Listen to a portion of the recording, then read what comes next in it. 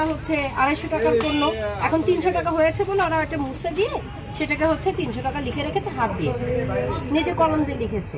বিপুল পরিমাণে আমরা physician sample পেয়েছি এবং আমরা মেয়াদ উত্তীর্ণ ওষুধও পেয়েছি, সতর্ক করেছি এবং আমরা তাদেরকে আজকে ছোট করে একটি জরিমানা করেছি। প্রত্যেকটাতে আমরা ফিজিশিয়ান স্যাম্পল পেয়েছি, যেটা নট ফর সেল, ইভেন এক্সপায়ারও আছে। এদের বিজনেসটাই বেশিরভাগ বলা যায় যে হচ্ছে স্যাম্পলের। স্যাম্পলটা তো ওরা জানে যে বিক্রি করা যাবে না, বাট তারপরে ওরা বেশিরভাগটা এটা রেখেছে। আর অপরাধ যেটা আরেকটা বললাম যে ওরা হচ্ছে 250 টাকার পণ্য এখন 300 টাকা হয়েছে বলে ওরা একটা মুছে দিয়ে সেটাকে হচ্ছে 300 টাকা লিখে রেখেছে হাত দিয়ে, নিজে কলম দিয়ে লিখেছে। এটা একটা অন্যায়। এই অন্যায় কারণে আসলে প্রত্যেকটা আমরা সতর্ক করছি। আজকে আমরা মনিটরিং করতে এসেছি। এখানে আমাদের সাথে আমাদের ভোক্তা অধিকারের এডি আছেন, আমাদের দুজন সমন্বয়ক স্টুডেন্ট আছে এবং আমি কনজিউমার অ্যাসোসিয়েশন অফ বাংলাদেশ ক্যাবের বগুড়া জেলার সেক্রেটারি।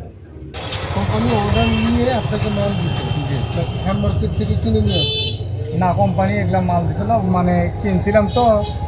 এটা দেখেন কোম্পানি কিন্তু অস্বীকার করবে, কারণ এই যে এখানে 300 টাকা এইভাবে কলম দিয়ে কোনো লেখা কিন্তু লেখা যায় না। এটা তো আপনি জানেন নাকি? এটা এইটুকু তো জানেন যে কলম দিয়ে তো লেখার কোনো নিয়ম নেই। তারা যে প্রোডাক্টের গায়ে যে রেটটা লেখা,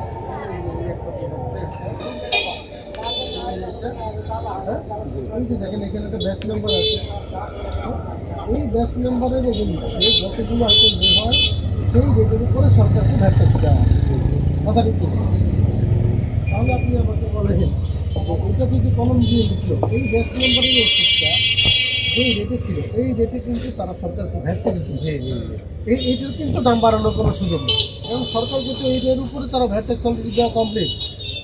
তাহলে এইটা তো কোম্পানি বাড়াইতে পারবে না, তাহলে এটা কে বাড়াইলো?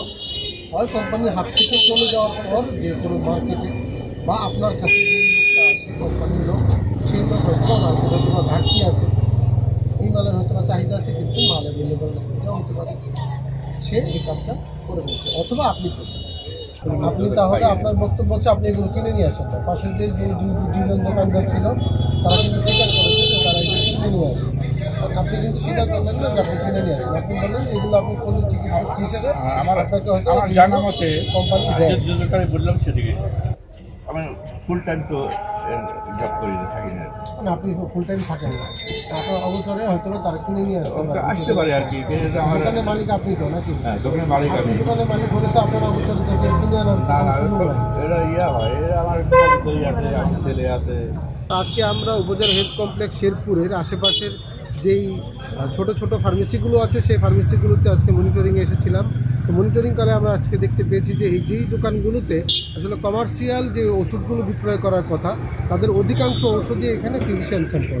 আসলে ফিজিশিয়ান স্যাম্পল বিক্রয়ের জন্য নয়, এখানে লেখাই থাকে নট ফর সেল, যেটা আসলে গরিব দুঃখী বা আত্মীয় স্বজন বা ওই ব্যবসায়ী বা যে ফার্মাসিস্ট থাকে তাদের খাওয়ার জন্য, কিন্তু তারা কিন্তু এগুলো বিক্রয়ের জন্য সংরক্ষণ করে রেখেছে।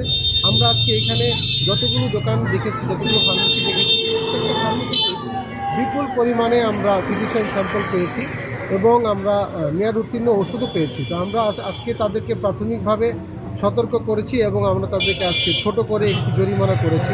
আমরা এখানে প্রায় 4টি প্রতিষ্ঠানকে আজকে আমরা আইনের আওতায় নিয়ে এসেছি এবং সবাইকে সতর্ক করা হয়েছে যেন ভবিষ্যতে এই ধরনের কোনো ব্যবসা যেন পরিচালনা না করে, কারণ এই ধরনের ব্যবসা আসলে করতে দেওয়া যাবে না এবং ভবিষ্যতে এই ধরনের অপরাধ করলে তাদের আমরা বন্ধ করে দেব। তো এই ব্যাপারে আমরা আসলে সবসময়ই কঠোর অবস্থানে আছি এবং আমরা সর্বাত্মক চেষ্টা করছি যাতে বাজার পরিস্থিতি এবং ভোক্তারা যেন সুষ্ঠুভাবে চলতে পারে, সেই জন্য আমরা নিয়মিত মনিটরিং করছি। ধন্যবাদ।